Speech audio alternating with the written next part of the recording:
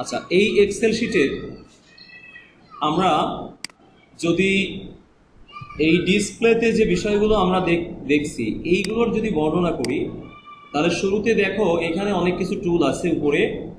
এই টুলকে বলা হয় কুইক অ্যাক্সেস টুল বা টুল বার, আর এইখানে একটা নাম আছে, এটাকে বলা হয় টাইটেল বার।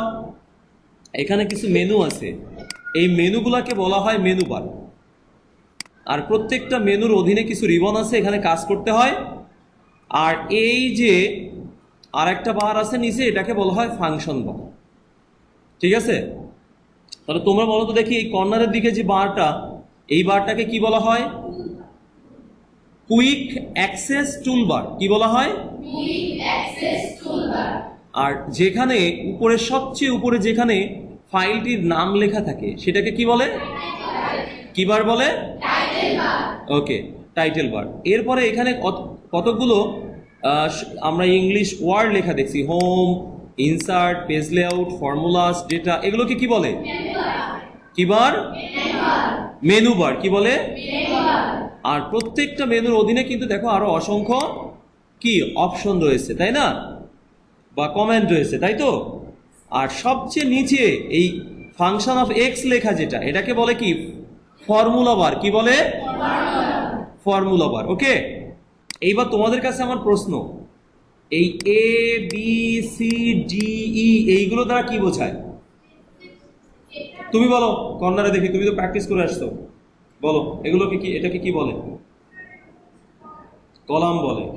আচ্ছা, ওটাকে কলাম বলো। ও আবার কিন্তু জানে, এটা সত্য, কিন্তু ও জানে কিন্তু এটা প্রকাশ মানে চাপা রাখতে পারেনি। তাই ও জানে এই উত্তেজনায় একটু প্রকাশ করার জন্য ওর দিকে তাকিয়ে বলছে যে আমি পারি। কেউ জানে না ও জানে, এই উত্তেজনার দিকে কাজ করেছে, তাই না? এই জন্য বলছে জানে কিন্তু এবার এটা সত্য, তাই ওই উত্তেজনাও কাজ করে ফেলেছে। কিন্তু জেনে চুপ থাকতে হয়। তোমার জানাটা কখন হবে? যখন আমি কাজের জন্য ডাকবো, তুমি এই যে যেমন জিজ্ঞাসা করলাম দাঁড়িয়ে বলে দিলে, এরকম বলতে হয়। অর্থাৎ তোমার যদি নিজের একটা ভাব গাম্ভীর্য বজায় রাখতে হয়, তুমি জানলেও বলা যাবে না, এটা হালকা হয়ে যায়। আর কথা বুঝেছো? আর ক্লাসে সর্বদা মনোযোগী থাকবে, মনে থাকবে। ওকে, বসো। আচ্ছা, আর তাহলে এইগুলোকে বলা হয় কলাম। একটু খেয়াল করো তাহলে, এক্সেল শিটে এই যে এবিসিডি দ্বারা প্রকাশ করা হয়েছে যে বিষয়গুলো, এটাকে কি বলে? এবার তুমি আর একটু বলো তো দেখি, 1 2 3 দ্বারা যেগুলো, এটাকে কি বলে? হ্যাঁ বলো, কি বলে? রো বলে। এটাকে কি বলে? রো। বসো, তাহলে এটা হচ্ছে কলাম, তাই তো? আর এগুলো হচ্ছে রো। 1 2 3 দিয়ে রো প্রকাশ করা হয়। এইবার কলাম আর রো এর সমন্বয়ে কি গঠিত হয়? দেখো তো, এটা একটা কলাম আর একটা রো এর সমন্বয়ে গঠিত না? কি বলে? সেল বলে। কলাম ও রো এর সমন্বয়ে কি গঠিত হয়? সেল। তাহলে এইবার প্রত্যেকটা সেলের একটা অ্যাড্রেস বা ঠিকানা থাকে, ঠিক আছে? প্রত্যেকটা সেলের একটা অ্যাড্রেস বা ঠিকানা থাকে। বলো তো দেখি, এই সেলটার ঠিকানা কি? এই যে আমি ক্লিক করেছি যেটায়, D5। কি হবে? তাহলে এই সেলটার নাম কি? এই সেলটার নাম কি?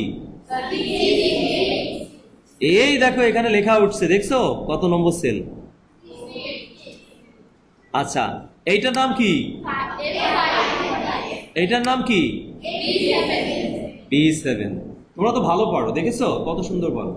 আচ্ছা, কিন্তু বাসায় যে যা পারো স্কুলে পড়ো, বাসায় যে আর কিছুই করো না। সুযোগ পাইলেই বাঙালি ফাঁকি দেয়। আচ্ছা, গেল এটা। এখন আমরা সাধারণ পরিচিতিটা বুঝলাম, চলো আমরা দেখি যে বইয়ে কি আছে আমাদের। তাহলে ইতোপূর্বে যে কলাম, রো আর সেল, এটা আমরা নির্ণয় করতে পেরেছি। ওকে, এইবার তাহলে এখানে দেখো ওনারা অ্যারো দিয়ে কিছুটা বুঝিয়ে দিয়েছেন। আচ্ছা, এইবার আসি আমরা নিচে যে লেখাটা আছে একটু পড়ি। স্প্রেডশিট শেখার জন্য আমরা বহুল ব্যবহৃত অ্যাপ্লিকেশন এক্সেলের মাধ্যমে অনুশীলন করব। তা আমরা তো এক্সেলই ওপেন করছি নাকি? আচ্ছা, এখানে ABCDEF ঘরগুলো হচ্ছে কলাম, এবং 1 2 3 4 5 হচ্ছে রো। এই ঘরগুলোকে সেল বলা হয়। যেমন এই সেলগুলোর নাম হচ্ছে A6, B6 এটা তো আমরা শিখেছি সেলগুলো কি। স্প্রেডশিটে এরকম সবগুলো সেলেরই একটি পরিচয় থাকে যেটি রো ও কলামের সমন্বয়ে তৈরি হয়। তাহলে একটা সেল কিসের সমন্বয়ে তৈরি হয়? ওকে, এইবার বলো তো দেখি আমরা এক্সেল শিট ব্যবহার করব কেন? বলতে পারবে কেউ? দাঁড়িয়ে বলো, কে বলবে? দাঁড়িয়ে বলো।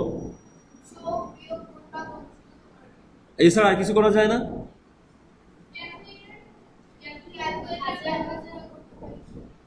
যাবতীয় হিসাব নিকাশ করার জন্য যা করা দরকার এবং সহজে সূত্রের ব্যবহার করে সব এই এক্সেল শিটে আছে। কল্পনা করতে পারবে না, অনেক জটিল জটিল হিসাব, অনেক বড় বড় হিসাব খুব সহজেই করা যায়। এইটা মূলত এক্সেল শিট হিসাব নিকাশের একটি সফটওয়্যার। মনে থাকবে এক্সেল শিটটা কিসের সফটওয়্যার? কিসের সফটওয়্যার? সবাই রেসপন্স করবে, ঠিক আছে? তাহলে আমি বুঝবো যে তুমি জেগে আছো, অন্যায় বুঝবো তুমি ঘুমিয়ে গেছো। শ্রেণীকক্ষে ঘুমিয়ে যাওয়া যাবে না, বসো। আচ্ছা, তাহলে এই এক্সেল শিট ব্যবহার করে আমরা হিসাব নিকাশ করব। তোমরা দেখেও অবাক হবে, আশ্চর্যান্বিত হবে যে এখানে কত ধরনের কাজ করা যায়, কত সহজে কাজ করা যায়, ঠিক আছে? এরপরে দেখা যাচ্ছে কি তোমাদের আর কাগজ কলম ব্যবহার করতে ইচ্ছা করবে না, মনে হবে হিসাব নিকাশের বাইরে এক্সেল শিটে করি। আচ্ছা, এবার এখানে আছে যে এক্সেল ব্যবহার করে যোগ বিয়োগ গুণ ভাগ অনুশীলন করব। এই কাজটি আমরা ক্যালকুলেটর ব্যবহার করেও করতে পারি, তাই না? তাহলে কেন এক্সেল ব্যবহার করা শিখছি? কারণ এক্সেলে একবার আমরা কোনো উপাত্ত বসিয়ে নিলে, একবার ফর্মুলা ব্যবহার করলে, একটি ফর্মুলা দিয়ে কয়েক সেকেন্ডের মধ্যে হাজার হাজার উপাত্তের গণনা করে ফেলতে পারবে। দেখেছো? একবার যদি একটা সূত্র বসিয়ে দাও তাহলে হাজার হাজার গণনা করে দেখতে পারবে। ফর্মুলা কি তা একটু পরে জানা যাবে। প্রথমে আমরা এক্সেলে যোগ বিয়োগ গুণ ভাগ চিহ্ন দিয়ে প্রকাশ করি। তা আমি এর একটা প্রমাণ দিয়ে আসি, দেখো কত সহজে কাজ করা যায়। আমি এখানে কিছু সংখ্যা লিখি, হ্যাঁ, 2, এখানে লিখি 3। আচ্ছা, এখন দেখো ম্যাজিক, আমি আর লিখবো না, এখানে না লিখে আমি এখানে গিয়ে এটাকে ধরে টেনে ছেড়ে দিই। দেখো 2, 3, 4, 5, 6, 7, 8, 9, 10, 11 লেখা হয়ে গেছে, দেখেছো? এবার এখানে লিখি 4, 2 আর 4 আছে। এবার এইখানে গিয়ে ধরি, ধরে এই পর্যন্ত টেনে দিই, দেখো জোড় সংখ্যা হয়ে গেছে সব, দেখেছো? এবার এখানে লিখি 7, এবার এটাকে টেনে এই পর্যন্ত, দেখো 3 3 করে বেড়ে গেছে সব জায়গায়, দেখছো? কি মজা না? আমার কিছু করার দরকার হচ্ছে না, দুটো সংখ্যা বসিয়ে দিলে হচ্ছে। এই দুইটাকে এইবার এই সবগুলোকে ধরি, ধরে এই দিকে টেনে নিয়ে যায়, তাহলে এখানেও দেখো সংখ্যা হয়ে গেছে না? দেখছো? এইবার চলো আমরা এই সারিকে যোগ করব। এই যোগ করার জন্য এখানে সমান সমান দিলাম, দেওয়ার পরে এই যে সেলটা আছে এর অ্যাড্রেস কি? এই সেল অ্যাড্রেস কি 2 নাকি? সেল অ্যাড্রেস তো এইটা কলাম আর এটা মিলে হয়। এই সেল অ্যাড্রেস কি? A1। আমি এখানে 2 লিখবো যোগ করতে গিয়ে নাকি A1 লিখবো? কারণ কি? হ্যাঁ, কি? দেখো আমি আগে এখানে এই যে সংখ্যাগুলো আছে তাই লিখি, 2 যোগ 4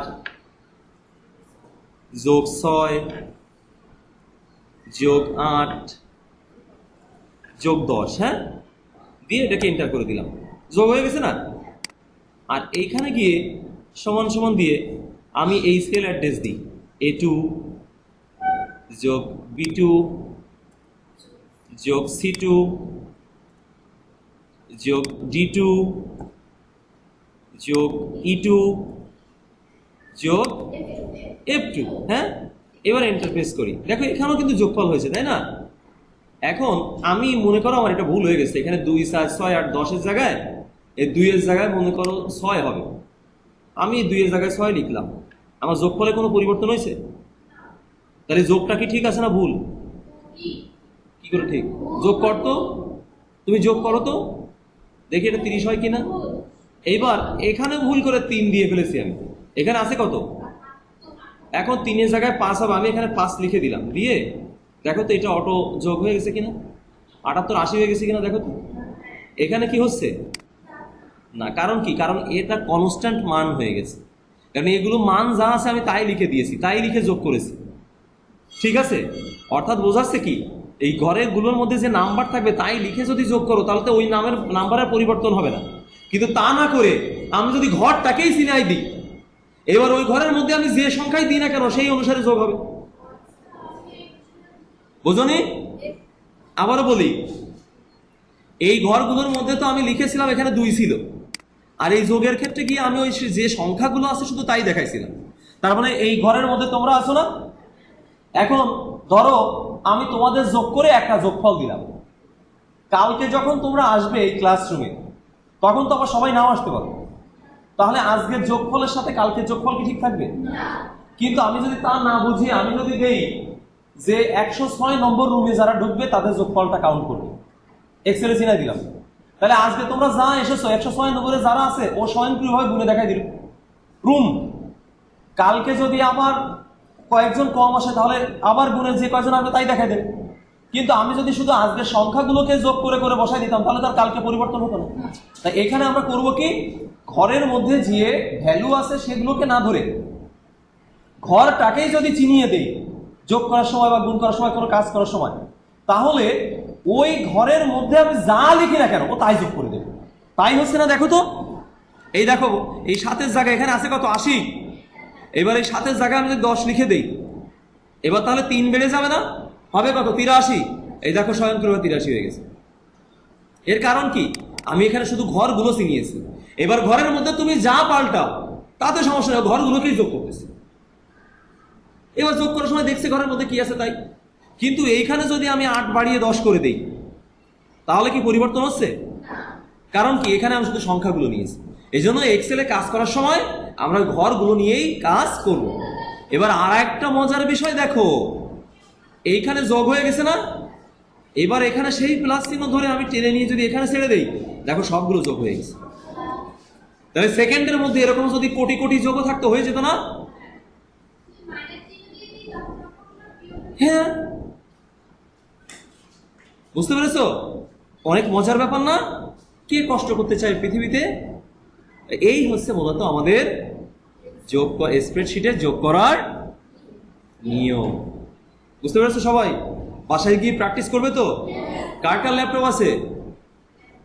ল্যাপটপ বা ডেস্কটপ বা অন্য কোনো বা পরিচিত ভাই বোনের যেটা ব্যবহার করতে পারবে? এতজনের আছে। এতজন বলতে মাত্র 6 জন। উপস্থিত আছে কতজন? এতজন শিক্ষার্থীর মাঝে মাত্র 6 জনের আছে। তাহলে আমরা শিখবো কি করে? আমাদের তো ল্যাবও নাই। কিন্তু এইটা তুমি যদি বাসায় না গিয়ে প্র্যাকটিস না করতে পারো, অথবা যদি আমাদের একটা না মোবাইল ফোনে হয় না, ঠিক আছে, অথবা যদি আমাদের একটা ল্যাব থাকতো তাহলে কি চমৎকার নাই হতো, তাই না? আমরা হাতে কলমে শেখাতে পারতাম। স্বাদ থাকলেও সাধ্য নাই, কি আর করবো বলো, আমাদের মেনে নিতে হবে, তারপরেও শিখতে হবে, তাই না? যে যেভাবে ওরা প্র্যাকটিস করবে, আর এগুলো কিন্তু আমাকে করে দেখাতে হবে, কারণ যোগ্যতা তো অর্জন করতেই হবে।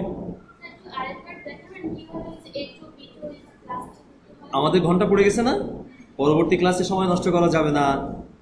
তাহলে পরবর্তী ক্লাসে আমরা আবার দেখব, এরপরে আবার আগাবো। আজকের ক্লাস এই পর্যন্ত থাকবে। তোমাদের সকলকে ধন্যবাদ এবং স্বাগত। আশা করি পরবর্তী ক্লাসে উপস্থিত থাকবে এই ধরনের এক্সেল ম্যাজিক দেখার জন্য। থাকবে তো নাকি? ওকে, ধন্যবাদ সবাইকে। আমাকে একটা ধন্যবাদ দেবে না? ওকে, বাই।